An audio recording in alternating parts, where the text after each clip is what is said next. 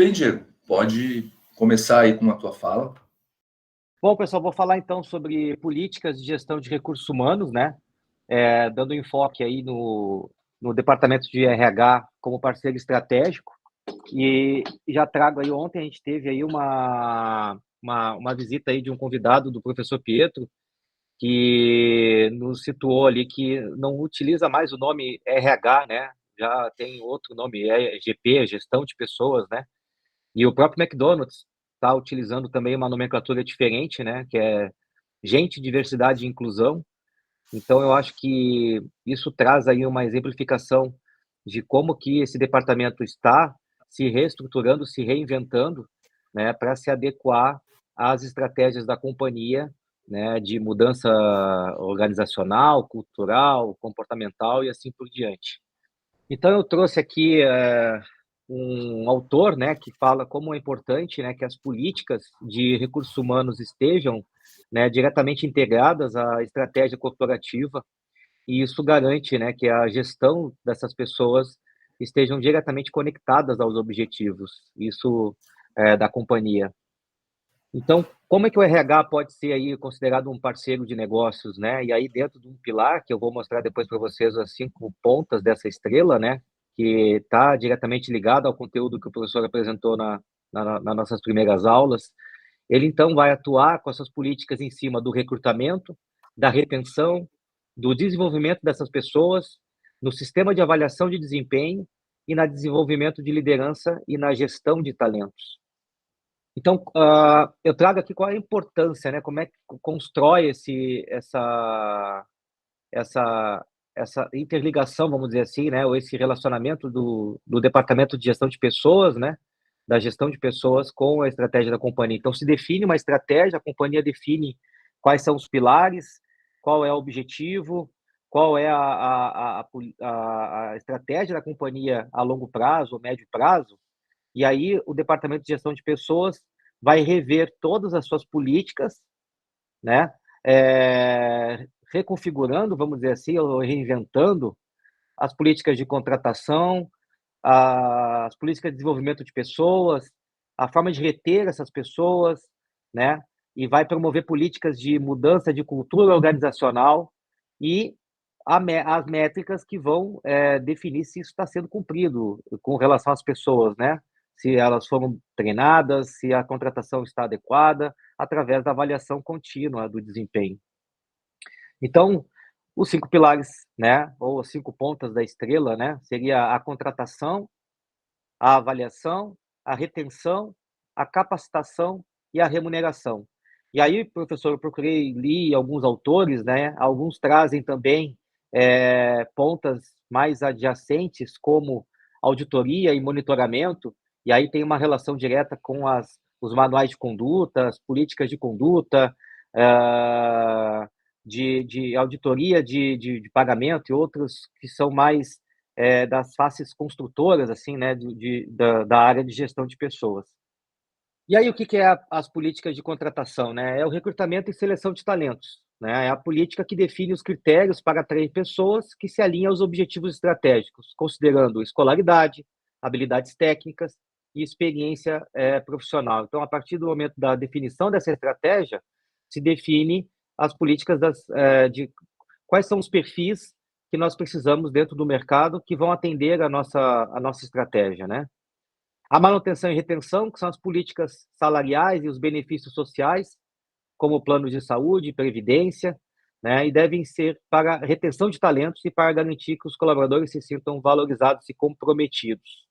Obviamente que nós temos 2 vieses aí, né? Nós temos um viés legal, que tem que ser cumprido, então, uma das outras pontas adjacentes da estrela que eu pesquisei tem uma relação direta com o cumprimento de legislação, né, cumprimento de premissas de sindicato, de dissídios coletivos, mas também traz aí um incremento, né, de políticas que não estejam obrigatórias, vamos dizer assim, né, mas que podem servir como fatores, vamos usar, motivacionais ou de retenção, né, como um PPR, um bônus anual, né, ou qualquer outro remuneração ou benefício que esteja incluso, né, pagamento de parte de faculdade, e assim por diante. Aí eu trouxe um exemplo aqui, né?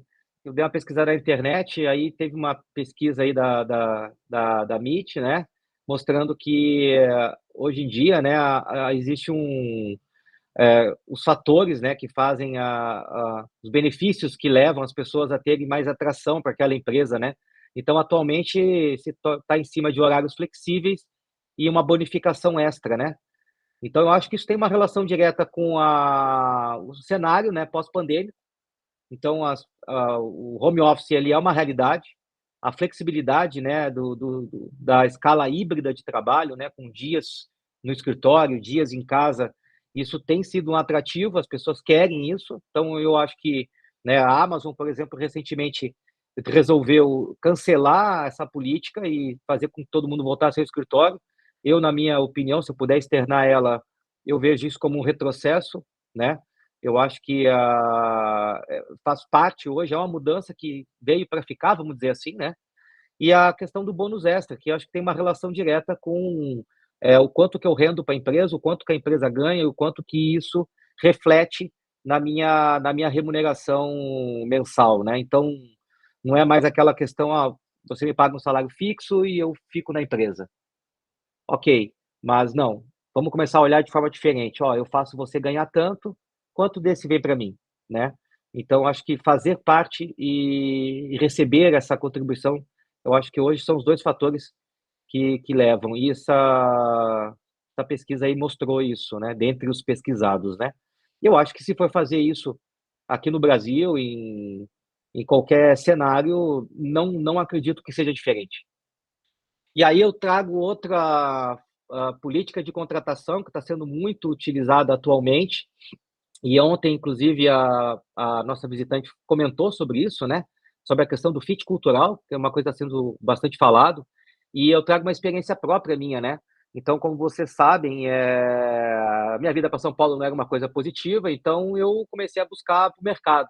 E eu vi uma vaga na área de segurança na Fruc Bebidas e me candidatei e participei de um teste de fit cultural. Então, havia um teste dentro da própria plataforma de recrutamento e seleção e havia um teste de fit cultural, né? Aí, depois eu recebi o feedback do meu headhunter, né, falando que essa vaga estaria saindo um downgrade e aí é por isso que a Fruc acabou não olhando para mim. Mas, enfim, né?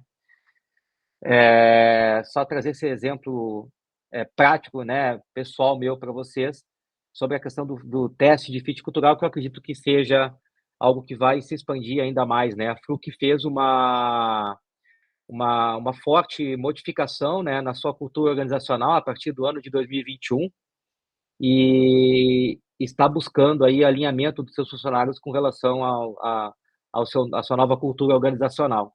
E o teste de fit cultural foi uma das políticas implementadas para a contratação. Aí outras demais políticas, desenvolvimento e capacitação, né, que é o desenvolvimento contínuo dos colaboradores, né, por meio de treinamentos e programas de desenvolvimento, o que é essencial para manter a equipe alinhada com as demandas da organização e promover a retenção de talentos a longo prazo, né? Então, além disso, a avaliação, né, e análise de cargos, ou seja, não é só uma avaliação contínua, mas também análise da posição dessas pessoas dentro dos cargos distribuídos na companhia, né? Então, esse processo envolve análise de cargos para garantir que os colaboradores estejam adequadamente posicionados e avaliação contínua de desempenho, essencial para o alinhamento com os objetivos da organização. Trago outro exemplo prático e pessoal, né? Então, hoje o McDonald's implantou esse ano, né, que é o Talent Review, que é uma política de avaliação de futuro dos colaboradores. Então, dentro dessa avaliação, se considera critérios que podem posicionar aquele candidato para uma posição futura, né? Então, ou seja, ele é um um futuro talento, ou ele já deveria estar num cargo acima ou numa outra posição, então ele já mostra ali que é um talento que já deveria estar numa outra posição e que ainda não está, e isso acaba trazendo uma preocupação para a empresa, porque esse talento ele pode ser perdido se ele não for revisto, né, a posição que ele está hoje, e aí também mostra o contrário, né? Aquelas pessoas que, de repente, estão numa posição em que não deveriam estar, e aí traz aí insights para essa readequação da posição dessas pessoas dentro da empresa. Então, eu acho que essa política de talent review é uma coisa que vai vir muito forte, tá? Então, hoje no McDonald's ela já é uma realidade, mas foi implantada esse ano.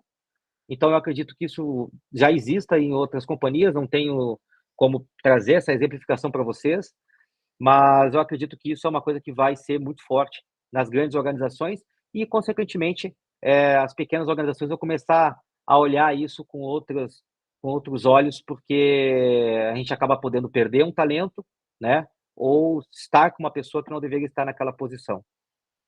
E aí eu trago o exemplo da universidade corporativa. Então, isso não é um tema novo. Por exemplo, a Universidade do Hambúrguer existe já há mais de 40 anos. A Universidade da Fleury, em 2013, ganhou o prêmio de melhor universidade corporativa na área de saúde.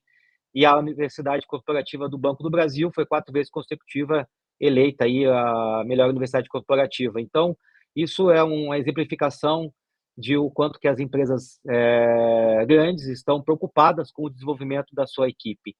E, através dessas universidades, há uma parceria com outras instituições de ensino formais, né, para trazer cursos para dentro dessas universidades. Então, por exemplo, ano passado, pela Universidade do Hambúrguer, a gente fez um curso da Harvard, né, e esse ano a gente está com a Insight, num programa de liderança, né. Então, isso traz ali conhecimento e todos os temas sempre alinhados com a estratégia da companhia, né. Então se identifica ali, potenciais, se identifica gargalos e se utiliza a universidade corporativa para desenvolver essas pessoas. E aí trago um outro exemplo, depois quando eu compartilhar a apresentação com vocês, tem o link, né, das políticas de gestão de pessoas da Volkswagen, botei um A sem querer ali, da Volkswagen, para vocês entrarem no site, né? Então, ali naquele site da Volkswagen, mostra todas as políticas que foram implementadas, né? Desde a mudança que aconteceu também ali no biênio 2021, se eu não me engano, né? E isso colocou a Volkswagen num patamar diferenciado na gestão de pessoas, né? Eles acabaram ganhando por 4 anos consecutivos o prêmio Top Employer, né? E eles incluíram nessa política metas, né, para diversidade e inclusão dentro dos cargos e apresentam, inclusive, esses cumprimentos de meta na plataforma deles, né, quantos percentuais de mulheres estão ocupando cargos de liderança ou estão dentro da companhia, né, trabalharam com programas de capacitação financeira e como a Volkswagen é uma empresa muito antiga, então há um grande número de funcionários que estão indo para a aposentadoria. Então, eles olharam também para esses funcionários, né? Então, não é só pensando no dia de hoje. Isso eu achei uma coisa muito interessante, porque realmente eu não vi isso, não vejo isso até na empresa que eu estou, e nunca vi comentar isso, e me chamou a atenção de você ter aí um programa de treinamento e capacitação para facilitar a transição dos funcionários para a sua aposentadoria. Então, empresas que estão aí há mais de 30, 40 anos no mercado, isso acaba sendo bem significativo e bem relevante, tá? E outro ponto também que eles colocam na plataforma e expõem isso, e a gente sabe, né, o quão é complexo a relação das montadoras no Brasil com os sindicatos, né? E eles expõem isso muito claro, né? A flexibilização do diálogo com os sindicatos. E aí, como eu disse anteriormente, isso também faz parte de uma das políticas de gestão de pessoas, né? O cumprimento legal, a relação com os sindicatos, isso foi muito evidente, né? No exemplo da Volkswagen, e está lá muito claro, né? E é muito importante isso. Isso beneficia a empresa, né? E beneficia também os funcionários. Então, as políticas de monitoramento e auditoria são os processos essenciais, né, para garantir que as políticas e práticas de gestão de pessoas estejam sendo implementadas de forma eficaz e aliadas aos objetivos estratégicos da empresa. E aí eu trago, como último exemplo, eu trago de novo o McDonald's, né, mas tu viu que dessa vez eu tentei puxar outras empresas, né, professor? Não é só Mac, não é só hambúrguer, não, né? Mas eu trago aqui o exemplo da cultura de serviço, que foi uma mudança muito significativa dentro do McDonald's, que aconteceu aí no início de 2019, ali 2018, 2019, e se perpetua até hoje e vai ser parte eterna, né? E essa cultura de serviço, ela trouxe aí uma mudança muito significativa em todas as áreas da empresa e principalmente no departamento de recursos humanos, que começou a rever desde a política de contratação, em buscar ferramentas que olhem para as pessoas que estejam mais alinhadas a essa cultura de serviço, que é promover um ambiente de diversidade, promover um ambiente de naturalidade das pessoas, respeitando as diferenças comportamentais, sociais, de pensamento. Então, a cultura de serviço ela veio defendendo, uma das premissas dela defendendo isso, também a forma como lidar com outras pessoas, como lidar com o cliente, de trazer, a gente fala internamente, né, fazer as coisas mais fáceis, fazer as pessoas sorrirem. Então são algumas premissas dessa cultura de serviço. Então começou lá na política de contratação dos atendentes, nas políticas de desenvolvimento de pessoas, de promoção dessas pessoas para novos cargos. Então todo esse universo que trouxe essa cultura, ela permeou todas as demais políticas da empresa, né? Então, hoje, isso está muito enraizado, isso abriu portas para muitas possibilidades, e uma delas, por exemplo, é o que o Leandro depois vai nos trazer e vai falar bastante sobre isso quando ele fala sobre diversidade, né? E, então, é isso, professor. Bem rápido, bem sucinto, acho que não deu nem meia hora. Não, mas eu acho que tu conseguiu passar a essência aí de todo o processo, né? Eu só deixei mais uns conteúdos ali para vocês, viu, pessoal? Depois a gente vai discutindo. Deixa eu ver, temos aí temos tempo aí para poder estar ampliando aí as questões. Eu vou fazer o seguinte, tá, pessoal? Vou só comentar ali o conteúdo que está na sala, e aí depois a gente puxa alguns comentários, e aí podemos explorar aí o trabalho do Diego, né? Vamos ver o que vocês têm a questionar ou a tentar comentar a respeito disso aí. Beleza. É que o trabalho do Diego, ele se complementa com o outro palestrante que virá, né? Então não terminou ainda, tá? Depois tem mais coisas para a gente falar. Tá? Então esse é só o primeiro tempo, né? Tá? Muito bem. Deixa eu compartilhar aqui, então. Tá. Bom, pessoal, assim, eu acho que vale a pena ampliarmos esse conteúdo, né? Claro, depois a gente vai para um tema bem específico, que são as políticas relacionadas à gestão da diversidade, tá? Que é um tema atual e veio para ficar, não, né? Isso aí não é de agora. Eu me recordo a primeira iniciação que eu tive sobre este assunto, ainda quando eu trabalhava em fumageira aqui em Santa Cruz, né? Isso já se vão mais de 20 anos. Né? A empresa, o grupo, a corporação, que são todas multinacionais, né? Então a corporação a nível mundial startou um programa de responsabilidade social na época, e com uma série de quesitos assim que eles prescreveram. Acho que eles tinham lá uma consultoria, disseram, olha, para as coisas funcionar bem tem que ser assim, assim, assim. E realmente acabou batendo aqui em Santa Cruz, e um dos temas era a questão da diversidade, né? Tanto que eu me recordo na auditoria foi uma situação muito engraçada, porque eles normalmente abrem o processo auditando o presidente da empresa. O nosso presidente é um cara conservador, ele não tinha muito trato, muita habilidade nessas outras questões. Ele era um grande negociante, assim, sabe? Ele vendia muito bem, ele articulava muito bem as negociações, os contratos, e a empresa prosperou muito na gestão dele, né?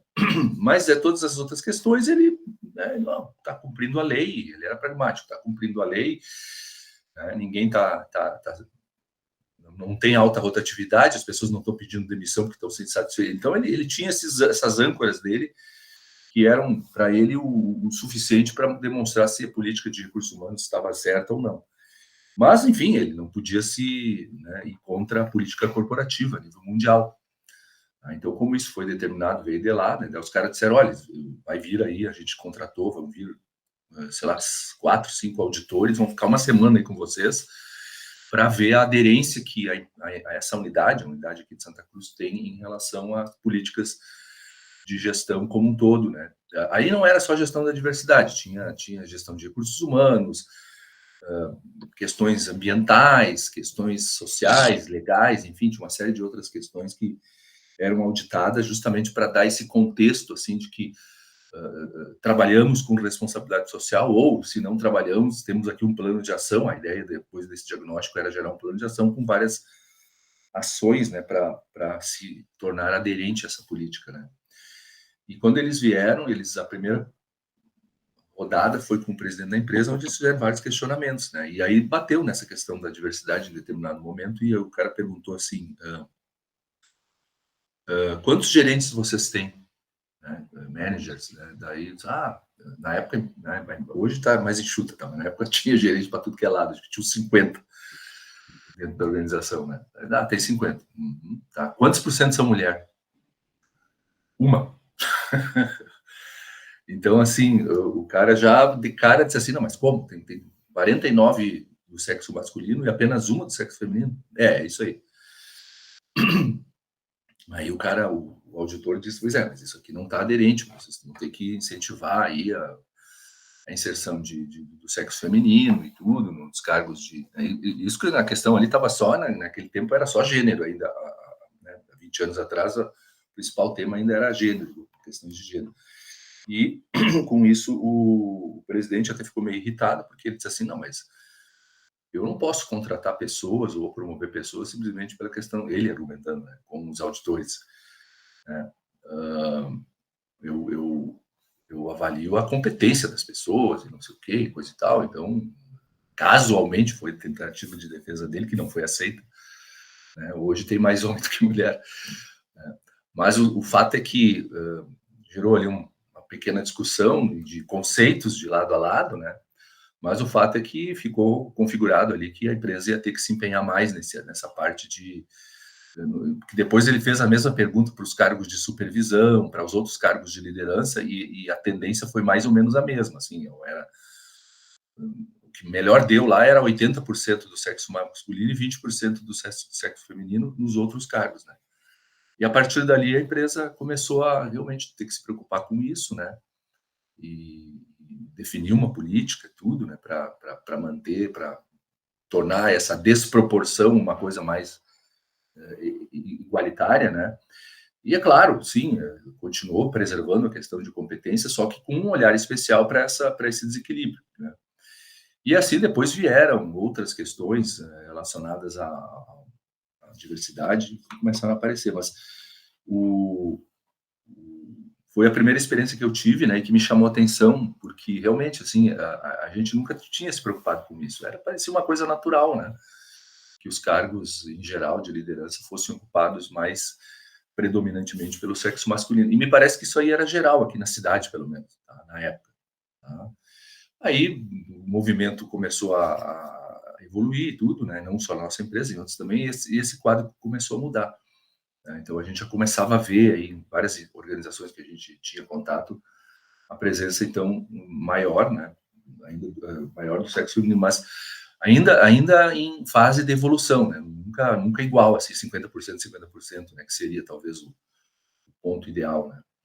Então, a gente vê que as empresas, de alguma forma, né, resistem, né, ou resistiam a esse tipo de missão, né, por conta de preconceitos e tudo, e história, cultura predominante, né, e também não dava para romper tudo de uma hora para outra. Agora não vou despromover todos os caras do sexo, né, que eu tenho masculino para promover pessoas do sexo feminino. Isso aí, né, ia sendo feito aos poucos, né? Então, de fato, houve ali a empresa ficou registrado, ficou, né, que a gente tinha essa deficiência, e depois se desenvolveu uma política para acelerar esse processo, né, aos poucos aí, ao longo da história da organização. E hoje já está bem melhor, a gente ainda tem contato com a empresa, a situação já mudou bastante. Mas, enfim, pessoal, foi essa minha... Depois eu tive várias outras experiências que eu vou contar ao longo aí dos próximos episódios aí para vocês. Mas eu queria ouvir dos demais colegas ali, em cima do que o Diego nos trouxe, comentários, questionamentos, dúvidas, e podem trazer as experiências da empresa de vocês também. Aqui só para constar, tá, pessoal? Tá aqui, ó. Então, eu depois faço uma contribuição final ali com alguns conteúdos complementares ao que o Diego nos trouxe. Basicamente, a mesma, né, alinhados a tudo que ele trouxe, mas com algumas informações a mais. Aqui tem um vídeo, tá, pessoal? Depois vale a pena, tá? É um podcast que foi feito. Se vocês tirarem um tempinho em algum momento, quiserem entender mais sobre plano de sucessão, tá? É um executivo de uma empresa de bom porte aí, tá? Sendo entrevistado por especialistas aí da área de recursos humanos, da BRH, né? Nós temos a Associação Brasileira de Recursos Humanos, a BRH, e eles têm eventos, eles promovem atividades das mais diversas, fazem podcasts, e tá bem legal ali o diálogo entre eles, né? A diferença entre plano de sucessão e plano de carreira, que às vezes confunde, né? A questão de carreira e sucessão, elas têm uma interseção, mas uma coisa é carreira, outra coisa é sucessão, né? Então, conselho, quem quiser aprofundar essa lógica aí, vale a pena. Depois eu trago exemplos ali, se eu vou apresentar, vamos discutir mais adiante, só para ter assim como modelo, né? Exemplo de política de treinamento e desenvolvimento. Professor, Oi.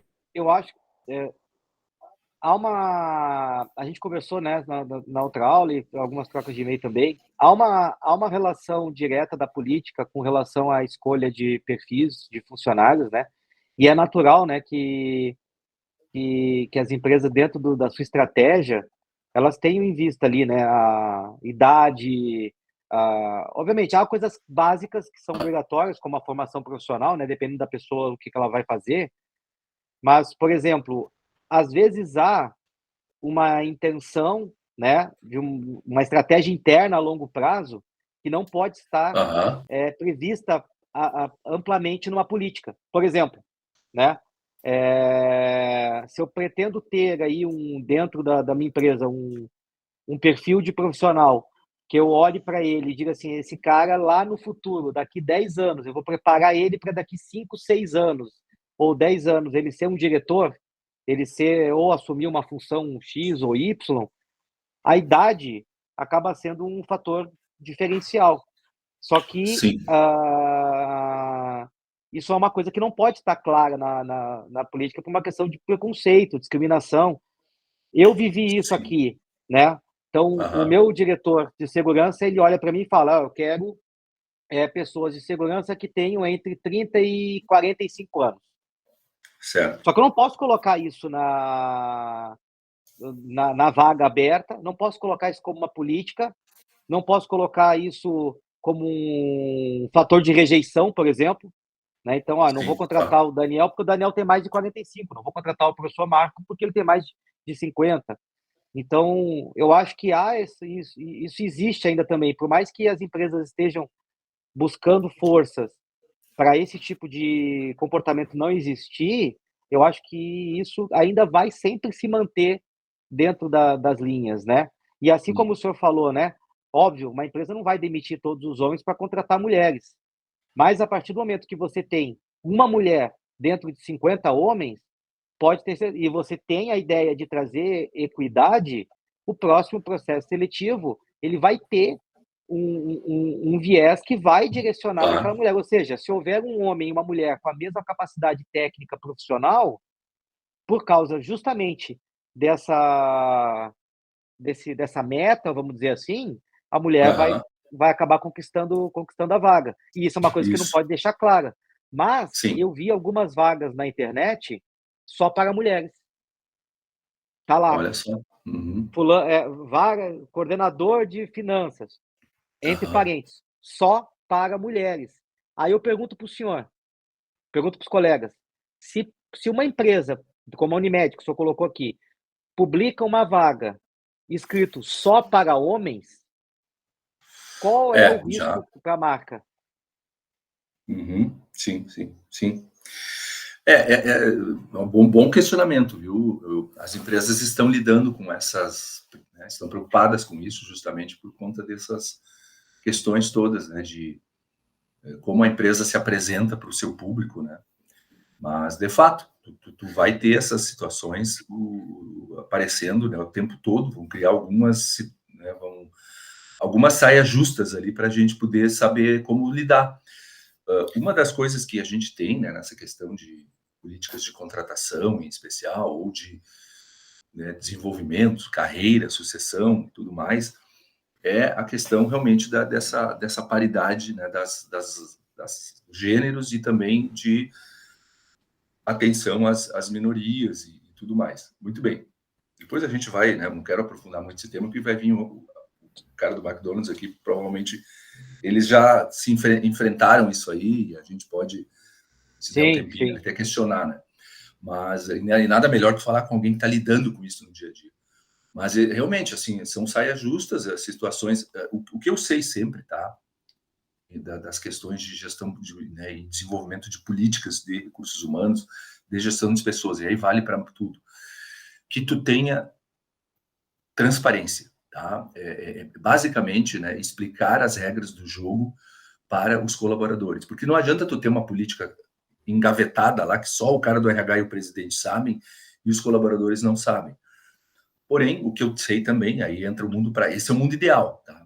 Vamos para o máximo de transparência, tá? Até depois vocês vão ver ali essa questão da transparência, quem puder olhar o vídeo que eu citei antes, eles comentam uma situação dessa natureza, né, de que a empresa tinha uma política mais velada nessa questão de sucessão, só que ela não era muito transparente. Então, as coisas, não, a gente já sabe que o Marcão lá, ele tem potencial para daqui a 5 anos estar ascendendo, tá? Mas não vamos contar nada para ele, tá?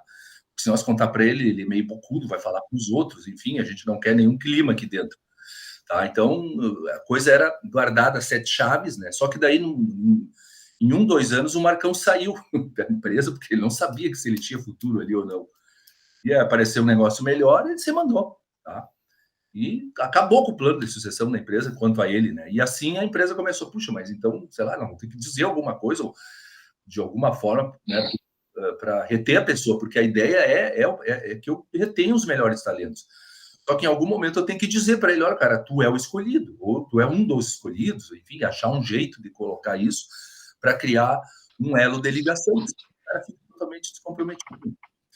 Então, assim, resumindo, né, o que o pessoal fala, né? Divulga o máximo que tu puder, na prática é o que acontece, tá? Mas tem coisa que nem tu falou agora, né, que não dá para divulgar.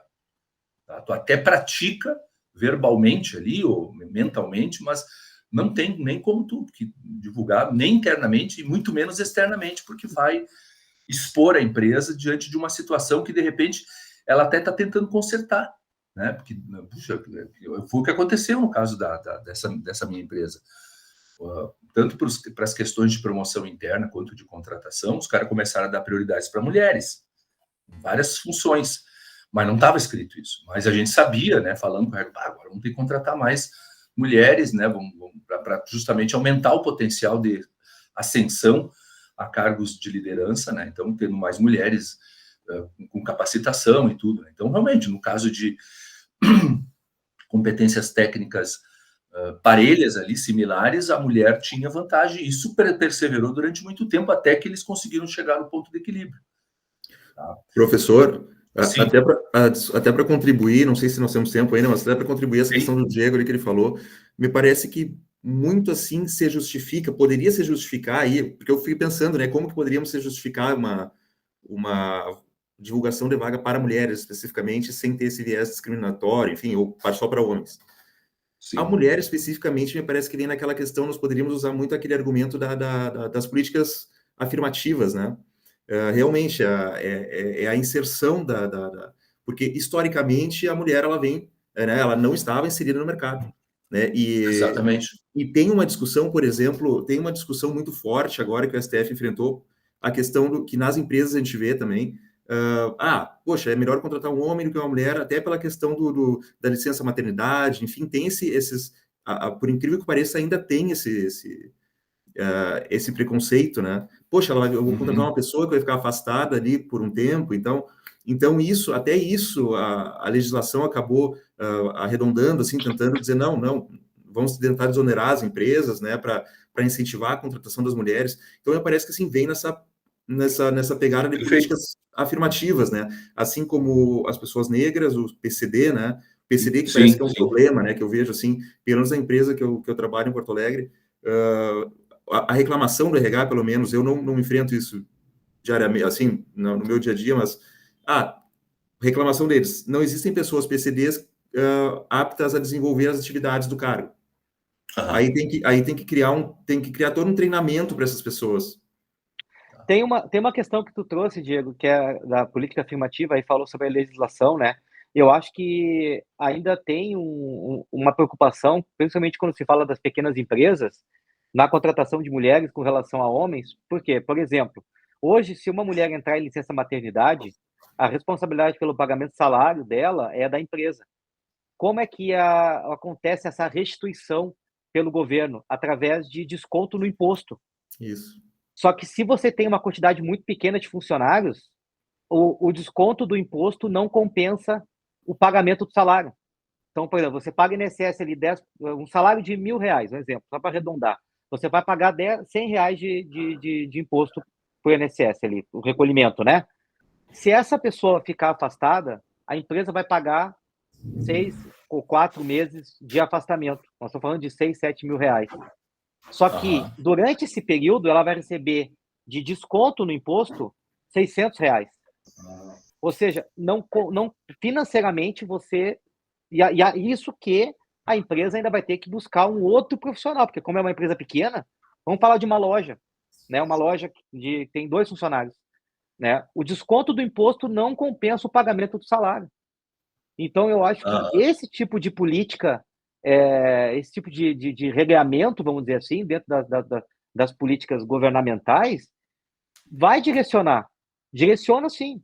Eu, por exemplo, aconteceu isso comigo, eu tinha uma empresa, a menina se afastou, ficou em licença maternidade, eu tive que pagar o salário dela, e o desconto do imposto era R$112. Então, se tu perguntar para mim, Diego, como é que vai ser a próxima experiência? Entende? Eu acho que isso tem uma relação direta. Então, não só as empresas implementarem política, mas também tem que ter um amparo legal para isso, porque financeiramente isso acaba trazendo impacto nas empresas. Muito bem, muito bem. Pessoal, assim, então estão chegando alguns participantes aí na nossa aula, né? Só vou pedir um pouquinho de paciência aí, porque o nosso palestrante vai chegar aí pelas 9 horas, tá? Então, nesse meio tempo, nós estamos tocando a nossa aula aqui, tá? Então, se alguém quiser participar, não tem problema, se quiser voltar depois, tá? Mas fique à vontade aí, tá? Isso aqui também serve como uma amostra aí de como a gente conduz aqui as aulas no mestrado em administração. Tá? Mas fiquem à vontade, vocês são bem-vindos. Muito bem. E deixa eu perguntar pro Diego S. O Diego, realmente isso é uma coisa que eu desconheço, tá?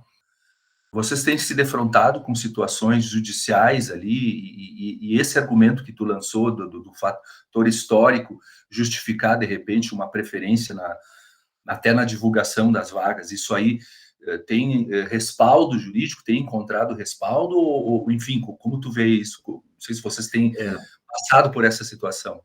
Na questão aqui que nós estávamos falando de gênero, né? Não tem esse direcionamento, até porque é muito bem distribuído. Os caras, até as mulheres estão em maior número, né, na empresa. Mas a questão do PCD é uma questão sensível. Então, aí sim existe uma divulgação específica, né? Porque não existe nenhuma demanda judicial quanto a isso ainda, mas o Ministério do Trabalho ele fica sempre, através dos auditores, né? O trabalho dos auditores, ele está sempre em cima, né? Então ele sempre vai ver, porque na legislação existe ali um mínimo que as empresas têm que ter, né? Até 2%, enfim, varia conforme o número de funcionários, né? De empregados. Então tem essa obrigatoriedade legal, por um lado, e por outro, tem essa dificuldade de encontrar no mercado essas pessoas que estejam habilitadas aí a fazer fazer o que o cargo exige, né? Fazer as atividades que o cargo exige. Então, é nesse sentido, assim, que muitas vezes o que eu tenho visto que o RH faz, ele acaba fazendo um treinamento mesmo, vê, assim, na seleção, ele vê as pessoas que estão mais aptas a participar de um treinamento, e aí contrata e passa no período de experiência, ele acaba fazendo, nem experiência, é um treinamento mesmo, né? Seria um nivelamento, assim, vamos dizer. Entendi. Não, mas é uma prática bem interessante, sim, uma política bem interessante. Tá? Mas, enfim, para quem está chegando agora, a gente está numa discussão preliminar aqui, né, das políticas de recursos humanos, né, faz parte da temática da aula de hoje, com os nossos mestrandos, tá? Depois o pessoal pode se apresentar aí, e aos participantes aí, que são bem-vindos, como eu falei, né, qualquer coisa podem nos questionar também, tá? Mas daqui a uns 5, 6 minutos o nosso palestrante estará entrando, então aí a gente começa efetivamente a apresentação aí da questão da diversidade. Tá. Que mais, pessoal? Assim, eu não sei, Mariana... Posso complementar também? Então tá, Sim, vamos claro. lá. Eu vou complementar muito nessa questão ali de políticas de gênero, né, e outras minorias, né? Sim. Acho que eu entendo o comentário do Diego, né, e também o comentário do Diego Strasburger, eu acho que casa muito o que eu estava pensando na hora ali do que falar, do que responder. Eu, como mulher, num cargo de liderança, né, trabalhando numa empresa de tecnologia, predominantemente de homens, então eu sei muito bem como é que é em relação a isso.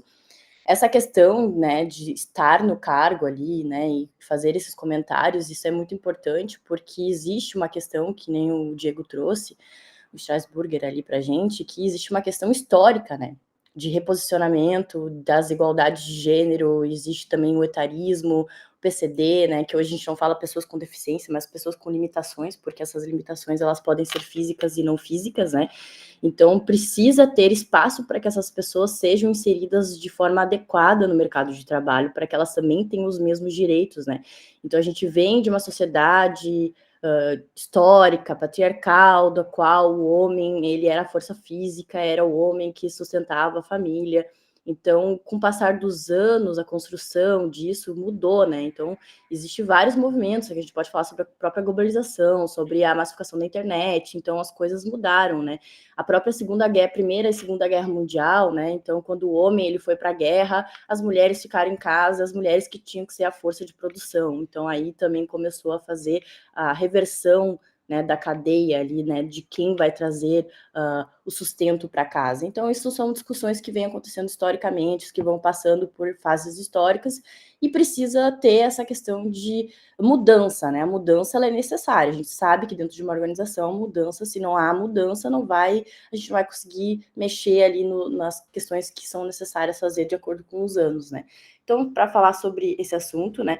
Outra coisa também que o Diego Martins ele trouxe na fala dele ali, ele fala sobre talento, sobre diversidade. Então, acho que tem várias leituras que a gente pode fazer. Diversidade como driver de inovação. Ontem a gente falou sobre inovação especificamente, né? O que vai fazer parte de uma cultura organizacional é a inovação, quais são os elementos dessa cultura organizacional para dizer que, de fato, essa organização ela é inovadora. Então, a diversidade é um dos pontos dos quais a empresa pode se utilizar e pode se basear para que consiga ter essa empresa inovadora, tanto nos seus produtos, serviços, como também a questão de processos internos, né? Então, contratar pessoas diversas, e a gente não está falando só de etnia e raça, mas também de pessoas com backgrounds diferentes, idades diferentes, né, pessoas que têm competências técnicas diferentes. Se a gente tem uma equipe com competências técnicas diferentes, diversas, dentro de um time, dentro de uma empresa, a gente vai conseguir ter muito mais discussões de ideias, a gente vai conseguir fomentar visões diferentes dentro dessa organização, e acho que é aí que está a questão da inovação, né? Então, quando a gente fala sobre inovação, a gente também pode se basear nisso. E ontem também a gente falou que as habilidades, né, as atitudes de uma organização, das pessoas dessa organização, elas que compõem essa inovação, né? Então, se tu não tem um olhar para isso, né, dentro da tua cultura organizacional, dentro dos teus processos, dificilmente tu vai ser uma empresa inovadora, né? Então, para trazer também esse lado, outra coisa também que foi falado ali da questão de talentos, né? Hoje a gente vive numa era onde os talentos eles são escassos, né? E as pessoas que são os talentos, elas podem escolher as empresas das quais elas querem trabalhar. Por isso que é muito difícil, né? Processo de recrutamento e seleção, ele ser assertivo muitas vezes, né? Porque a gente pode encontrar um bom funcionário para aquela vaga, de acordo com as competências necessárias, com a descrição daquela vaga, mas ela pode não aceitar e escolher uma outra proposta. Então, o mundo ele está muito mais competitivo, o mercado ele é mais competitivo. Então, é aí que vem as empresas estão se esforçando tanto para ter vantagens competitivas, para conseguir contratar as melhores pessoas e também conseguir, né, trazer essas pessoas para dentro da equipe para conseguir atingir aqueles objetivos estratégicos que a gente já falou em aula, né, professor? Que é importante também alinhar tudo isso com a estratégia da empresa, porque a empresa, enfim, ela vai ter um objetivo, seja ele um maior faturamento, de expansão, né, abrir uma filial, etc, né? Então, isso hoje a gente fica mais claro, assim, esse mundo ele está muito mais competitivo. Então, olhar para as pessoas, cuidar das pessoas, né, ter esse viés de que as pessoas são importantes para a organização e elas não são mais como, né, hoje em dia elas são os adicionais, né, elas não são mais aquelas pessoas que chegam lá para trabalhar e é isso aí, não, a gente tem que cuidar dessas pessoas, fazer com que elas queiram ficar. A própria fala da Imply, da Rossana ontem foi nesse sentido, né, a Imply olha para os seus funcionários, né, nesse lugar, de querer que eles caminhem junto com a organização. Então, acho que esse é o viés e o olhar. Por isso que a gente não fala mais tanto, né, Diego Martins, de RH, a gente está falando mais de gestão de pessoas, diversidade, inclusão, enfim. Então, acho que é por isso que também tem essa mudança aí nessa estrutura, no que a gente conhece como RH, para gestão de pessoas e etc., para dar esse foco de fato nas pessoas. Essa seria a minha contribuição aí em relação às falas dos colegas. Muito bem, obrigado então, Mariana. Pessoal, aos participantes que aí estão chegando, nós estamos, daqui a pouco chega o nosso palestrante, tá? Então nós estamos ainda fazendo uma espécie de aquecimento aqui para o evento, tá? A gente agradece a participação de vocês, depois eu faço uma saudação especial aí quando começar o evento propriamente. Mas enfim, vocês estão ingressando aqui diretamente dentro de uma sala de aula do curso de mestrado em administração da Unisc. Então, vocês vão ter uma pequena amostra de como são as nossas aulas, né? Espero que se anime vocês a fazer um mestrado, que ainda não tem, tá? E aqui estão os nossos alunos, a turma é pequena, mas é uma turma participativa, né? Vocês estão vendo aí, cada um tem vivências próprias, né? Então, a gente traz um assunto e aprofunda aquele assunto ao extremo, até, né, poder ver, né, comparar vivências positivas, nem tão positivas e tudo, e tirarmos as nossas conclusões aí, para depois levar isso para dentro da nossa aplicação profissional, né, que é o grande objetivo. Estamos hoje trabalhando essencialmente, né, políticas de recursos humanos, né, então esse é o contexto, então, estamos falando de várias políticas aí, vocês estão vendo na tela aí a questão da sucessão, mas já falamos aí de diversidade, já falamos de treinamento e desenvolvimento. Pessoal, mais alguma questão relativa ao tema diversidade que vocês gostariam de comentar, ou alguma coisa que, enfim... Só contextualizando, né? O Leandro, ele era gerente de restaurante quando eu conheci ele, e eu fazia auditoria até, inclusive, no restaurante dele. Nunca encontrei nada, tanto que ele está aí ainda até hoje. E ele assim, ele foi galgando não, né? Ele foi cavando o espaço dele dentro da empresa, né? Então ele cavou o espaço dele para o Rio de Janeiro. E aí, qual é o tom que eu trago? Falando um pouquinho sobre desenvolvimento pessoal e estratégia da companhia, né? O Leandro é uma dessas pessoas que foi identificada como futuro líder, né? E aí ele passou por um processo de desenvolvimento. Então, ele fez um PDI, né? Um plano de desenvolvimento, e ele começou lá em Curitiba, passando pelo Rio de Janeiro, até ele bater em São Paulo, assumindo essa área. Então, voltando à matéria, né, trazendo a matéria, né, eu acho que, né, o professor fez um comentário antes ali, até eu ia fazer até esse apontamento, só que bem chegou na hora ali, começou a chegar as visitas, enfim, eu não quis entrar nesse mérito, mas sobre o que fazer com aquela pessoa que você sabe que você vai ser líder, que você sabe que você vai ascender ela, né? Eu acho que uma das estratégias das empresas é justamente trabalhar com esse desenvolvimento de talentos, porque isso por si só já aponta, né?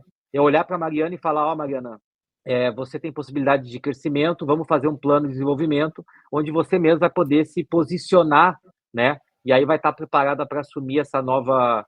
Eu acho que é uma maneira meio que indireta de dizer o seguinte, ó, não sai, fica aqui com a gente que você vai ter o teu espaço na hora certa, depois que você fizer esse plano. Eu, particularmente, estou fazendo, né, esse plano de desenvolvimento atrasado, né? Porque quando eu fui promovido foi meio que no soco, mas aí eu estou fazendo esse plano de desenvolvimento justamente por causa da posição que eu estou hoje, e isso assim, a empresa inteira faz. Então, eu fui bater no vice-presidente e falei para ele assim, olha, dentro do meu plano de desenvolvimento, eu tenho que ter um mentor, e eu queria escolher você. Eu escolhi o vice-presidente. E ele olhou para mim e falou, pô, que bom, porque dentro do meu plano de desenvolvimento eu tenho que ter um mentorado, né? Então, então, ou seja, o próprio vice-presidente estava fazendo o seu plano de desenvolvimento, né, pela posição que ele galgou e pelo futuro dele que ele vai ter dentro da empresa, que logo ele vai estar assumindo alguma presidência aí na América Latina. Então, eu acho isso muito, essa estratégia, né, da empresa, eu acho muito legal. Voltando, falando lá, né, sobre um pouquinho, e aí eu trouxe o Leandro como exemplo. Obrigado, professor, por abrir essa porta, e obrigado aos colegas por terem contribuído aí, terem falado ali com ele. Que a gente sempre fica com medo de trazer o convidado, todo mundo fica quieto, né? Não, mas tá ótimo, tá ótimo. Pessoal, assim, ó, eu vou fazer só alguns complementos finais, então, né, para pegar todo o contexto, a gente, né, resgatar, né? De fato, a questão da gestão da diversidade, ela é relevante cada vez mais nas organizações, e o case que nos trouxe o Leandro, ele representa bem, né? Pensa bem, uma empresa multinacional, né, vocês viram ali toda a trajetória, e é uma trajetória recente, né? Não é uma coisa que, né, estava já enraizada na empresa, então é um tema recente, tem aprendizados a serem feitos, ele mesmo confessou isso, situações que tu vai descobrindo, né, quando tu começa a aprofundar o assunto, começa a ir nos dados, e nos gera, né, desafios, tá? E tem sido assim, né, esses temas mais recentes, né, que envolvem políticas de recursos humanos, né, eles desafiam nós aí para fazer o melhor enquadramento na estratégia do negócio. Isso que eu achei o ponto alto da fala dele, né? Ele fez questão de sempre mostrar, e isso eu acho, né, que às vezes o pessoal de recursos humanos, em geral, né, o pessoal mais ligado à área, os chamados especialistas, né, às vezes eles esquecem um pouco, né, mas ele foi muito feliz, né? Ele disse assim, olha, não é só uma questão de cumprir leis ou de, né, ser bem visto na sociedade, perante os stakeholders, é a questão de sobrevivência. O público, enfim, a população está mudando, está envelhecendo, está se diversificando nas mais variadas frentes, e a gente está preocupado, né, se a gente não fizer isso, né, se a gente não tiver estratégias bem pensadas, estruturadas nesse sentido, não sei nem se nós vamos sobreviver. Não adianta ficar pensando em grandes estratégias se a gente não sabe nem se vai ter gente operacional no futuro. E eu vejo isso em muitas empresas. Tá? A fala dele me remeteu assim para pelo menos meia dúzia de empresas que a gente atende aí, cujo maior drama é, olha, não sei se vai ter gente no futuro.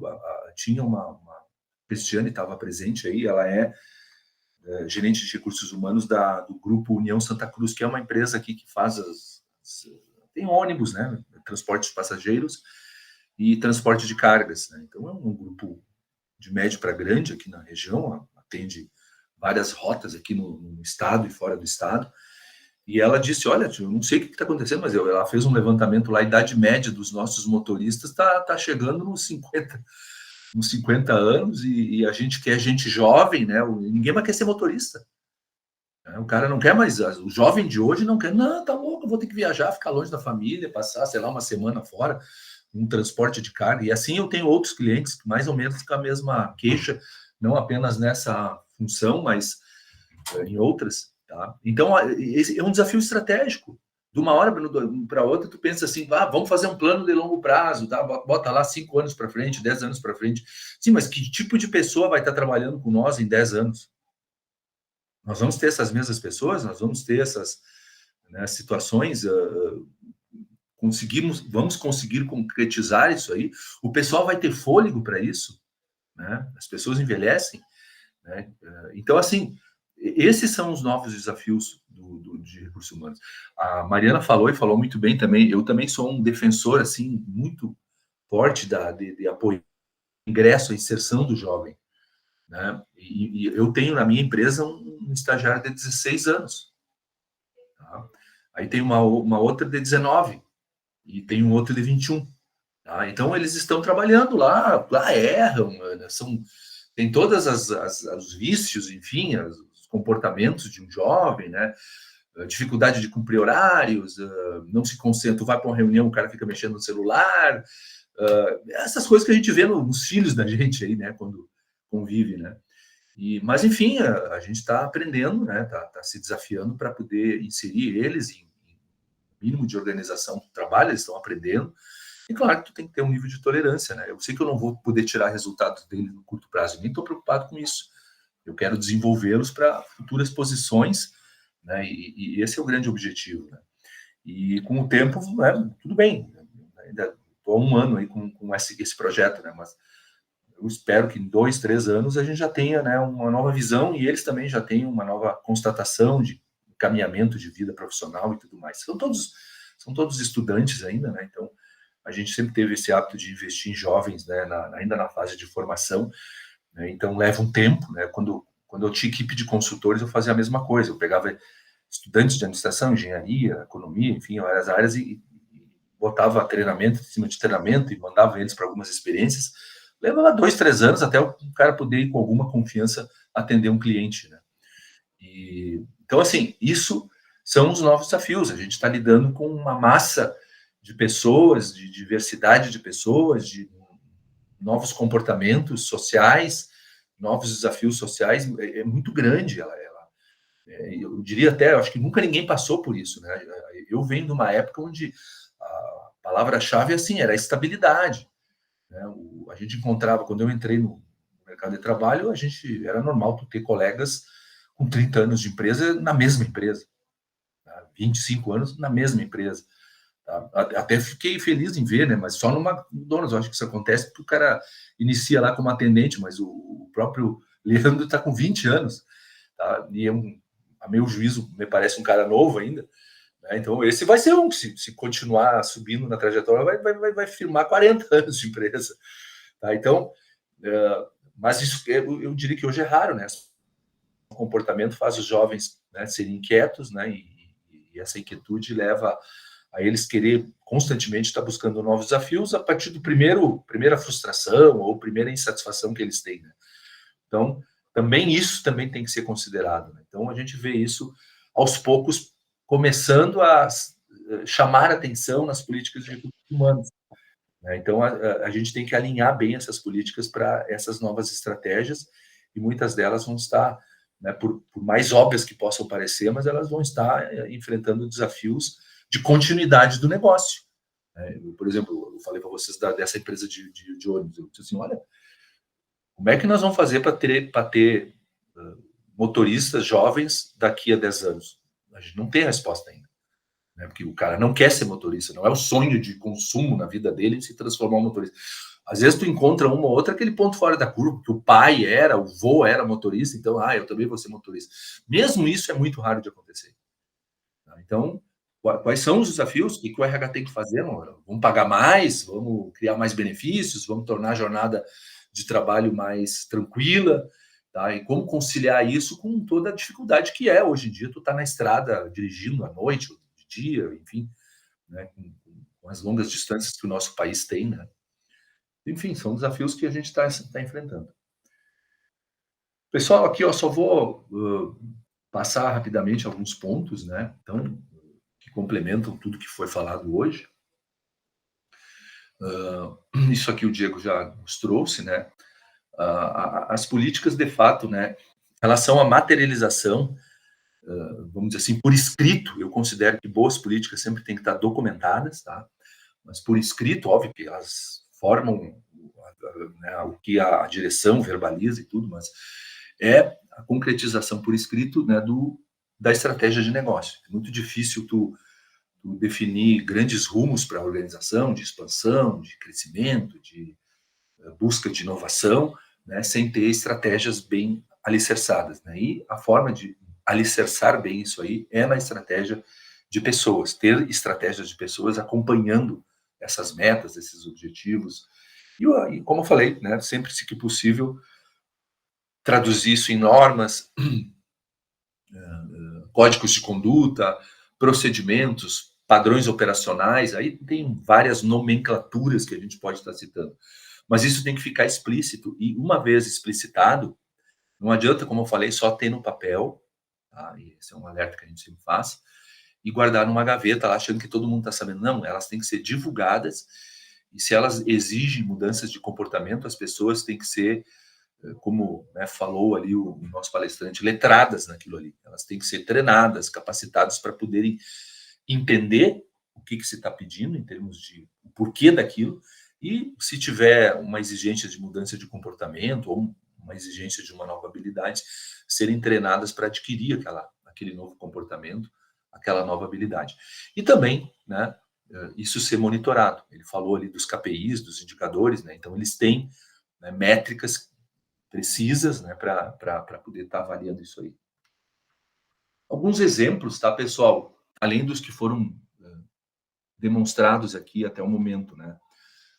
Muito comum aí, quase toda empresa, né, em algum momento da vida começa a ver o código de ética e conduta, ou similar, tá? Quase todas as empresas têm, inclusive, muitas às vezes deixam disponível no site. Se tu entrar no site de grandes organizações, lá tu consegue às vezes baixar o código de ética e de conduta, porque ela é para também contemplar stakeholders. Então eles deixam para os colaboradores, mas também para a comunidade. Então, tá, como é que a empresa trata fornecedores, né? Como é que a empresa se expõe ou não politicamente, né, diante, sei lá, de solicitações, de patrocínios de campanhas eleitorais, enfim, essas coisas aparecem ali, né, e elas são divulgadas, e as pessoas, né, principalmente o interno, tem que saber e se comportar como tal, e também o externo saber naquilo que o afeta, né. Outras políticas mais operacionais, mas que são extremamente decisivas, pessoal: banco de horas, feriados e férias, tá? Às vezes parece, não, mas isso é só cumprir a lei. Não, tá? Dependendo das rotinas de trabalho que tu tem, tá? Tu vai trabalhar, antes, acho que questão do jovem, né? Cada vez mais valorizando o horário flexível, tá? Então, tu vai trabalhar com uma política de banco de horas, isso está bem regrado, está bem documentado, tu acertou isso com o sindicato, né? Então, feriados, né? Agora vai ter um feriado na terça, mas a gente teria que trabalhar, melhor, vai ter um feriado na terça e eu queria poder não trabalhar na segunda para fazer um fim de semana mais prolongado com a família. Que normalmente acontece em empresas que eu atendo de pequeno e médio porte. O pessoal trata essas questões pontualmente, na hora ali. Mas por que não elaborar um procedimento? Férias também, puxa, vai ter férias coletivas, né? A gente vai ter um período que todo mundo sai e volta, ou não, cada um tira as férias quando quer e só pode tirar férias em tal período e não pode em outros períodos. Rodízio para que isso não fique viciado, né? Então, são coisas simples, né? Benefícios, uniforme, né? Quais são as regras? Né? Benefício é aquilo que tu dá além da questão legal, né? Então, auxílio educação, auxílio creche. Hoje em dia, as pessoas valorizam bastante isso, principalmente os níveis operacionais, né? Então, como eu posso usufruir de um benefício dessa natureza? Exemplo, né? Auxílio educação, né? Que eu sei que muitas empresas pagam aí, às vezes, metade, às vezes até integralmente, né? Mas qual é o critério para ingressar nisso? Tá? Eu estou trabalhando no departamento de engenharia e, de repente, eu quero fazer filosofia. Achei legal o curso de filosofia. A empresa vai subsidiar ou não, ou ela tem um critério de alinhamento da temática a ser estudada com os objetivos estratégicos daquele setor, ou, enfim, as metas e tudo mais.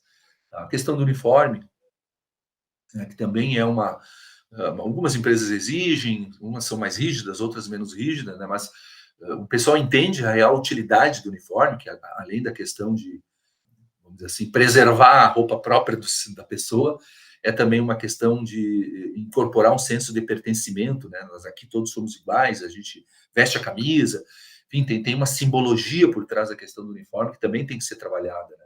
Mas definir isso, né? Quando usa, o que não usa, se tem que vir com calça, camisa e sapato, ou é só a camisa, já com o logo da empresa já serve, uma camiseta já serve, questões dessa natureza.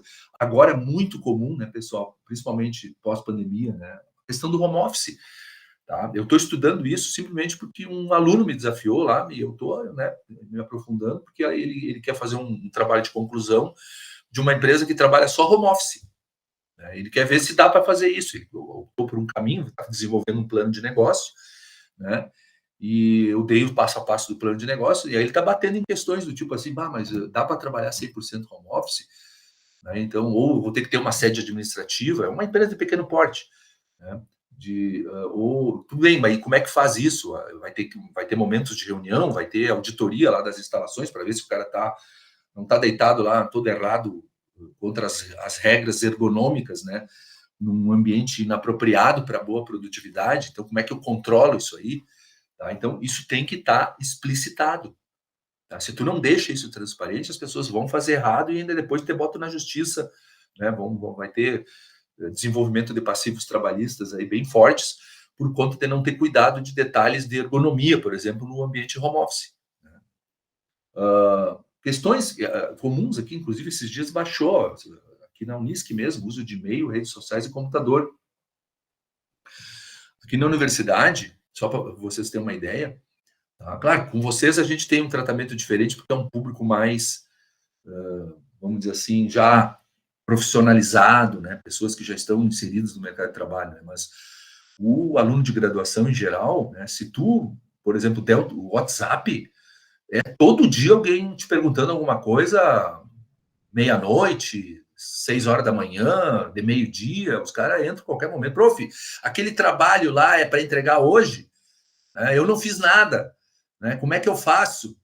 Tá? Então, eles querem negociar as particularidades todas aí, e isso aí, até a universidade, tu vê, a própria universidade já com tantos anos de história, mas aí, de novo, uma tecnologia que passou a ser usada de forma massiva pelos jovens, né, que é o WhatsApp. Tá? Não, e eles nem escrevem, né? Eles só mandam o áudio. Né? Então, tu quer te lembrar o que o cara falou, tudo lá. Às vezes vem uma palestra ali no áudio, né? Então aí tu tem que ouvir todo o áudio de novo. Né? A gente é acostumado mais às coisas por escrito, mas tudo bem. Né? E aí tem regras para isso, né? A recomendação que se tem, né, é que a gente não responda nada fora do horário, né? E não responda nada pelo WhatsApp particular, né? Porque isso aí pode gerar, né, demanda trabalhista e tudo mais, né, do próprio professor ou do funcionário, do técnico administrativo, né, principalmente eles. Mas são novos comportamentos sociais com os quais a gente precisa se integrar, tá? E olha só, olha o contrassenso, né? Aí tu começa a praticar essas regras por recomendação da assessoria jurídica da universidade, e aí começa a aumentar o número de reclamações lá na ouvidoria da Unisc de alunos. O prof não responde minhas mensagens. Sim, mas o cara manda, né, 3 mensagens por dia, o cara tem outras atividades, mas isso também tem que ser regrado. E aí os outros que, né, já foram citados aqui, né, treinamento e desenvolvimento, né, deixar claro, né, as regras, principalmente de avaliação da eficácia, né, como eles são tratados, né, todo o levantamento de necessidades. Eu até trouxe aquele modelo da Unimed, depois vocês deem uma olhada ali, ele está bem documentado, ele dá todo o passo a passo, desde o levantamento de necessidade de treinamento até a verificação da eficácia do treinamento, que é a constatação se os objetivos daquele treinamento foram ou não atendidos. Tá? Então, bom exemplo aquele ali. Eu tenho outros também, mas eu acabei puxando aquele. Avaliação de desempenho, né? O momento de fazer, de dar o feedback, como deve ser dado o feedback. Óbvio que tu tem que treinar a pessoa para dar e receber feedback. Feedback não é uma coisa que a gente dá só com o que a gente sabe. Não, eu sempre dou lá meu feedback para meus filhos e faço a mesma coisa com os meus liderados. Não é assim. A gente tem que ter um cuidado, né, de gestão ali da autoestima das pessoas para poder ser preciso no feedback, mostrar realmente os pontos a melhorar e gerar principalmente engajamento, que a pessoa, uma vez constatando que ela tem lacunas de desempenho, que aquilo ali ela tem que buscar, né, algum tipo de desenvolvimento pessoal, um PDI, que nem o Leandro falou, né, ou algo semelhante. E a que talvez mais impacte no dia a dia das pessoas é a política de cargos e salários, né? Então, aquela história, o cara quer entrar na empresa, quer saber quanto vai ganhar, e ele quer saber se o outro cargo ali ganha muito mais do que ele tem, se vale a pena se esforçar para evoluir naquele cargo, o que ele precisa para poder estar na plenitude do cargo e no nível mais alto da faixa salarial dele. Tá? Claro que as empresas mantêm isso um tanto velado, né? Eu nunca vi nenhuma empresa dizendo, está aqui a nossa tabela de cargos e salários para todo mundo ver. Isso eu não costumo ver. Tá? meio raro, mas eles divulgam que existe, que, né, apresentam as faixas salariais num evento, né, mas para justamente evitar passivos trabalhistas. Essa é a recomendação do pessoal do jurídico. Aliás, eu não sei se você já tem, aí talvez o Diego Strasburger possa nos falar melhor isso, tá? Mas os jurídicos das empresas, na hora de assessorar o RH, eles tudo não pode, né? É sempre, não, isso aqui vai gerar passivo, isso aqui vai gerar preocupação, isso aqui nos expõe, nos fragiliza. Óbvio que a gente tem que levar, eles são os especialistas, e por já terem vivenciado talvez situações dessa natureza, eles fazem tantas recomendações, né? Mas às vezes a gente tem que assumir um outro risco, né? Claro, calculado, pensado, né, para poder harmonizar, vamos dizer assim, todas essas demandas dos novos tempos, né? Aqui eu trouxe algumas, né, pessoal, alguns descritivos aqui apenas para ficar claro, né, de políticas mais utilizadas, tá? O Diego também já nos brindou com esse conteúdo, né? A avaliação de desempenho, né, a questão das métricas bem definidas, né, as estratégias para feedbacks, tá? Deixar muito claro, né? Eu vejo às vezes algumas avaliações mais simplistas e não tem problema, a empresa tem que iniciar o processo, às vezes inicia da forma mais simples. São perguntas e tu dá uma nota, né? Tudo bem, mas qual é a diferença? Vamos dizer, nossa escala vai até 5. Tá, então me diz qual é a diferença entre o 3 e o 4. Isso tem que ficar claro, porque uma vez eu me recordo que uma das primeiras rodadas, aí eu estava como participante, não como implementador. Nessa empresa que eu trabalhei anos, né? Eles implantaram o sistema de avaliação de desempenho e definiram regras, teve consultoria, definiram procedimentos, treinaram todo mundo, e foi bem legal. E nós começamos a participar, daí deu o primeiro ciclo de avaliação de desempenho, onde a gente tinha que se reunir, não era longe dos modelos de 360 graus, era uma avaliação líder-liderado.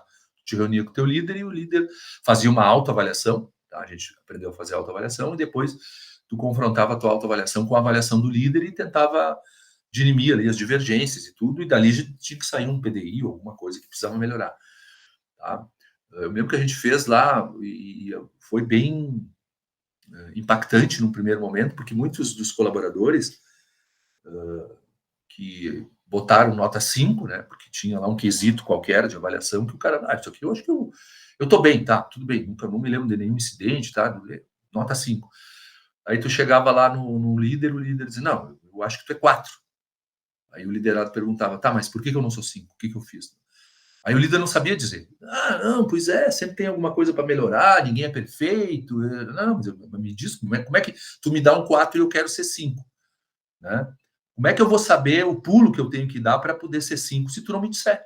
Não, mas aí é coisas pequenas. Em resumo, ele era 5 mesmo, né? O cara não quis dar o 5 porque, sei lá, por alguma questão de não dar a nota máxima lá, achou que ninguém merecia a nota máxima no setor dele e deu 4 para todo mundo, pensando em não ser tão benevolente. Então, se essas coisas não ficam bem claras entre avaliador e avaliado, e aí a política que define isso, e tu tem que treinar as pessoas na política, vai dar esse tipo de divergência, tá? Então, por mais simples que seja o processo, tá, tem que estar muito bem criterioso isso aí. Professor, eu acho que esse treinamento, né, essa conscientização, ela tem que ser de cima para baixo, mas também de baixo para cima, né? Então, sim, só para exemplificar, aqui existe como é que vai até então, né? Até o ano passado, né? Existiam os critérios e aí era ruim, cumpriu, não cumpriu, cumpriu com excelência, e aí tinha ali o excede expectativas, né? Então, ou seja, se você tem dentro das suas atribuições as suas responsabilidades e você cumpriu, você cumpriu. Agora, se você cumpriu a mais, né? Se você fez a mais, você cedia as expectativas. E aí, até o ano passado, até o ano retrasado, desenrolava isso muito bem, né? As pessoas recebiam suas notas, enfim, tinha uma liberdade com relação a isso. Aí veio o CEO, resolveu se mudar para o Brasil. Sim. E ele começou a estar mais próximo disso. E ele fez o seguinte comentário: não, excede a expectativa é só o dono que comprou a Arcos. Entendendo? Como é que é? Quem excede a expectativa é só o dono da empresa. E Jesus Cristo. Foi o comentário dele. E aí, quando eu entrei até para discutir a avaliação de desempenho da minha equipe, eu coloquei excede em algumas competências e alguns tópicos para alguns funcionários, e eu fui bombardeado de questionamento. Tá, mas por que excede? Por que excede? Por que excede? Por que... Então, ou seja, aí eu falei, não, só um pouquinho, vamos parar aqui. Vou fazer o seguinte, vocês querem que eu bate para compre? Se eu baixar para compre, vai atender a expectativa de vocês? Porque eu percebi que vocês estão muito preocupados. Ah, não, é que não, fica tranquilo que eu já sei o que aconteceu, eu ouvi o CEO falando isso, então eu sei o que está acontecendo hoje. Então tem muito esse viés também, professor, a subjetividade, e esse foi o maior, esse sempre vai ser o meu maior questionamento quando se fala em avaliação de desempenho, é a pessoalidade e a subjetividade no momento da avaliação, Sim. porque ela muda conforme a liderança. Sim, exato. Não, e esse é uma das grandes críticas, né, a esses modelos mais qualitativos, né? Aqui embaixo, né, eu coloquei os tipos. Eu considero que a mais objetivo, quanto mais objetivo, melhor. Tá? Tanto que eu tento sempre apregoar isso. Então, sempre que possível, eu amarro com resultados. Resultado no indicador mensurável, né, com rastreabilidade, e entregas. Tá, e tu entregou o projeto concluído, tu tinha um prazo. Tá? Então, entregas e resultados eu acho que são as melhores métricas, as mais objetivas. Ah, mas como é que tu tem que avaliar também comportamento, relacionamento? Sim, tá? Mas isso para mim, aí tu tem um peso de subjetividade, sim, mas isso para mim não deveria ser a parte mais importante. Né? Ela pode até ter um quesito ali que vá observar isso, e aí tu até dá uma margem para subjetividade, mas não deveria ser a mais pesada. Eu acho que nós somos contratados para cumprirmos missões. Né? Ninguém contrata a gente assim só para ocupar um cargo. Não, o cargo tem missões, está aqui, ó, está no descritivo dele, tem que entregar isso, tem que bater essas e essas metas, mensais, semanais, diárias, seja lá o que for. Então tá, então eu tenho que ter o registro disso para ver se o cara está cumprindo a missão dele no cargo. Aí tu foge um pouco, tu tira um pouco do peso desses quesitos mais subjetivos. Mas sempre tem um pedaço ali, principalmente quando tu entra na questão comportamental. Porque tem comportamentos que, pode ver, eu sei por mim, né? E vocês devem saber por vocês na relação com os filhos. Tá?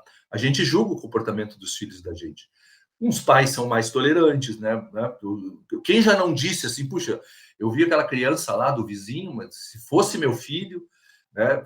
Então, assim, muda de pessoas para pessoas. Né? Então, da mesma forma, né, na avaliação de comportamentos, principalmente perante entre colegas, porque tu está julgando um adulto, não é uma criança. Então, piora mais ainda, né? Agora, uma coisa eu aprendi, depois vai ter outras rodadas que a gente vai voltar com esse assunto aí, mas avaliação de desempenho permeia, né, da gestão de RH, né, porque é o momento da checagem, é o momento nobre, né? Eu quero ver se todos os meus esforços de gestão por competências estão dando resultado. Onde é que eu vejo isso? Na avaliação de desempenho. E aí, desempenho, eu falei para vocês, capacidade de entregar resultados. Tá? Mas, tudo bem, eu quero também progressos comportamentais, né, de relacionamento e tudo mais, progressos sociais da minha equipe, e é oportuno sempre, não tem dúvida. Mas aí tu tem que especificar muito bem o objetivo.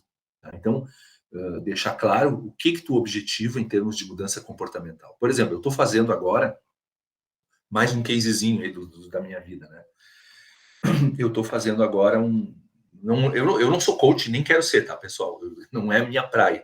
Eu sou um consultor de empresas que, né, tem lá seus aprendizados e tudo, e eu ensino, em cima de diagnósticos que a gente faz nas empresas, a gente faz recomendações. Então, é bem nesse nível, né? E eu estou numa empresa assim que é uma empresa com 50 anos, eu tô, né, aqui da região, uma empresa que tem um potencial muito bom, ela tá bem no mercado, tá? Eles têm... e a história deles é assim, ó. O genitor é o vô, que passou para o pai e agora está com o neto. Tá? Então, e sempre a empresa trabalha assim, ó, o vô, ele tinha uma pessoa-chave, tipo um gerentão geral lá, que era o cara tocador da obra, aquele... Né, cara que era o amigo, era o vizinho, era o primo, sei lá, mas enfim, alguém ali que entrou. Então, o vô tocava a empresa com auxílio de uma pessoa-chave, que não tinha muita formação, mas era um tocador de obra e conseguia fazer muito bem isso. Aí o pai tinha a mesma coisa, pegou praticamente o filho dele, né, também desse cara, a coisa vai passando. Então, assim, ó, criou ali uma espécie de dinastia, onde o CEO é da família e o gerente, que é o que toca a obra, que toca a produção, também é de uma outra família, amiga da família que é a acionista da empresa, lá, principal, né, os donos efetivos da empresa. Cara, isso aí cria um problema. E aí, quando tu começa a entender essa história, tu começa a entender um monte de coisa. Ah, mas então é por isso que o primo dele lá é gerente do setor tal. Ah, então é por isso que a ex-namorada, a ex-mulher dele ainda está trabalhando aqui, porque o cara até se separou, mas eles foram casados e ele trouxe a mulher. Então, em empresas de médio porte, de pequeno porte, tu tem que desvendar essa história para começar a entender as relações de poder. Isso é um ponto importante, tá, pessoal? Tá? Que em algum momento, vocês talvez já tiveram em outra disciplina, mas a cultura empresarial é muito moldada pelas relações de poder. Tá? As pessoas, quando ganham poder, elas exercem, de um jeito ou de outro.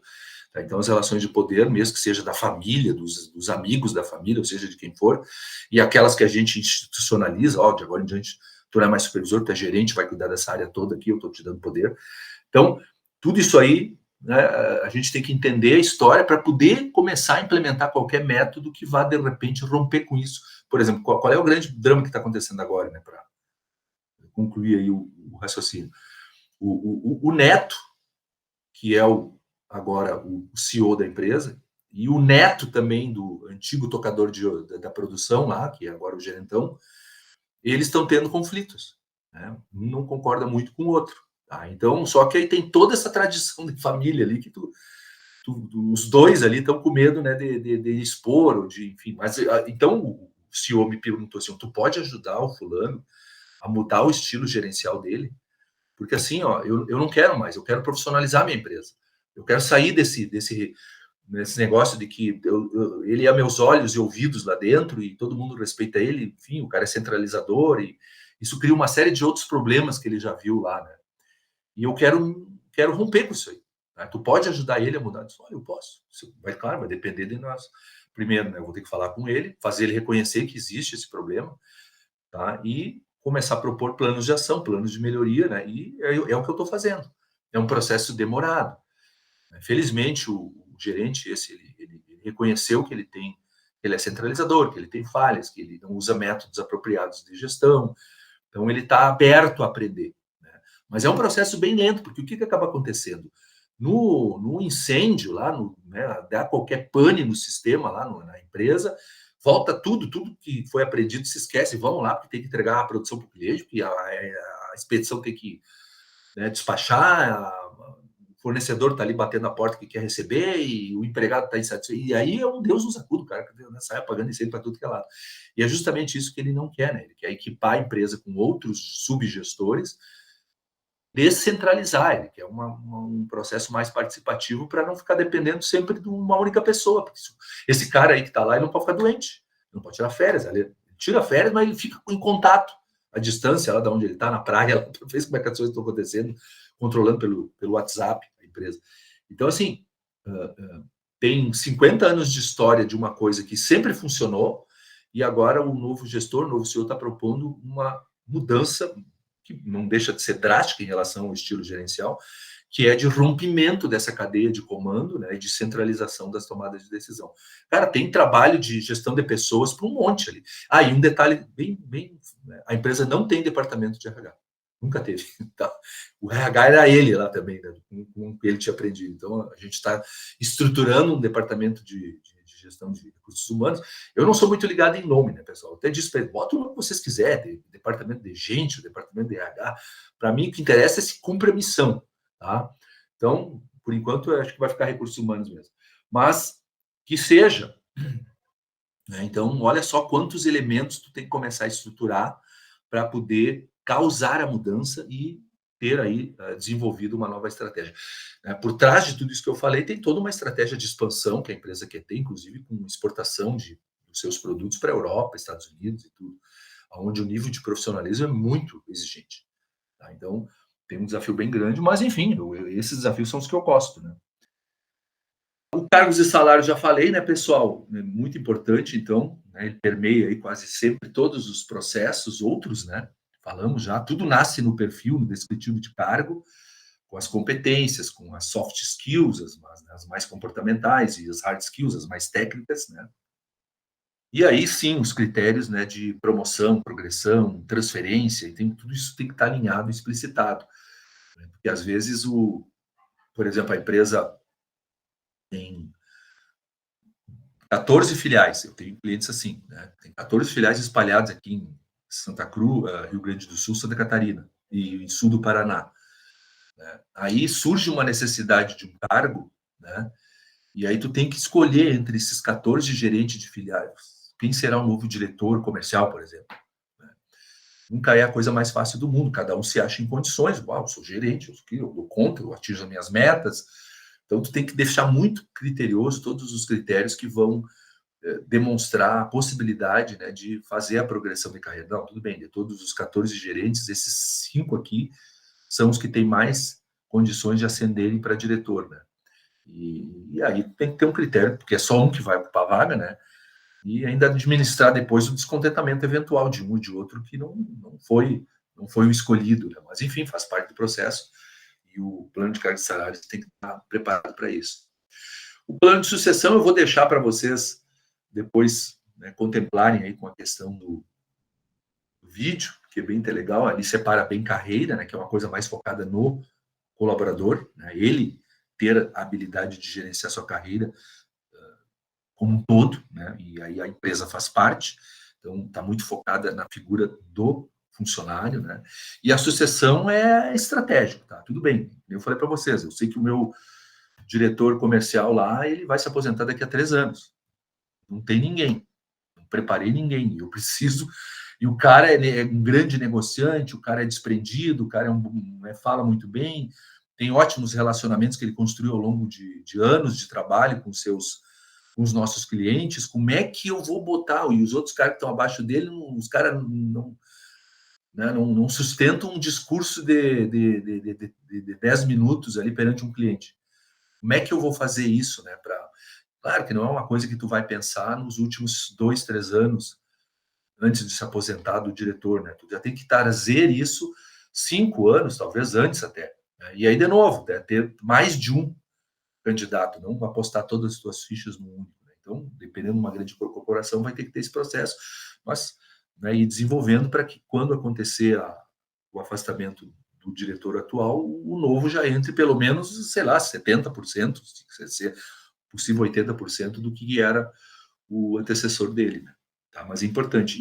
Então, o plano de sucessão, ele, com o tempo, até está no vídeo ali, ele vai englobar o plano de carreira. Né? Porque carreira seria um braço forte ali do plano de sucessão, mas obviamente que quem estrategicamente comanda tudo é o plano de sucessão.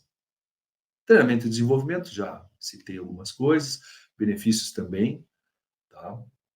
Então, basicamente, tá? Depois, gestão da diversidade, deixo para a leitura de vocês, mas só com a palestra do Leandro, aí a gente já tem bons subsídios aí para, né, de repente, refletirmos sobre esse assunto e encaminharmos algumas ações nas nossas empresas, tá?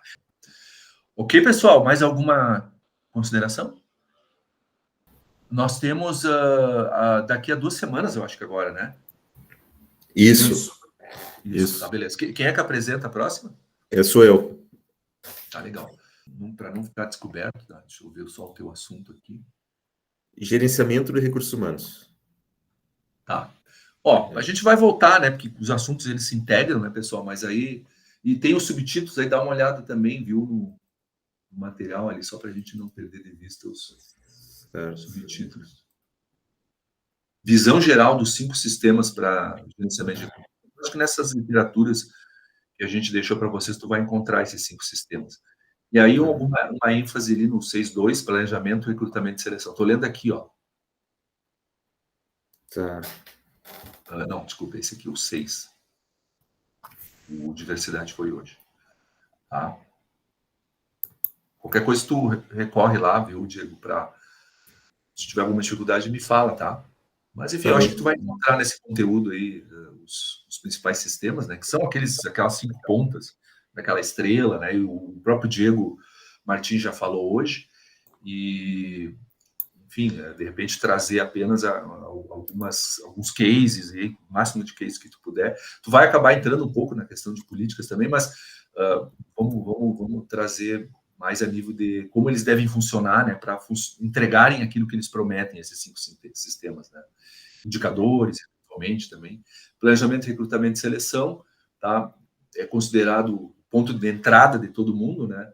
Então, também dá uma ênfase nesse aí. Tá bem? Beleza. Ok, pessoal? Vamos concluindo, tá? Então, até daqui a 2 semanas a gente se fala de novo, tá? Então tá.